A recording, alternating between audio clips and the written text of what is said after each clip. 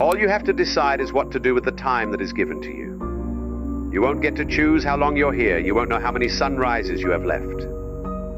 You don't get to rewind, pause, or skip the hard chapters. All you get is now. This moment, this breath, and most people waste it, waiting for the perfect timing, for clarity, for permission. They wake up in lives that don't feel like theirs, surrounded by people who don't really see them, and wonder why nothing ever changes. But time doesn't ask if you're ready. It moves, with or without you. So ask yourself, if this is the only life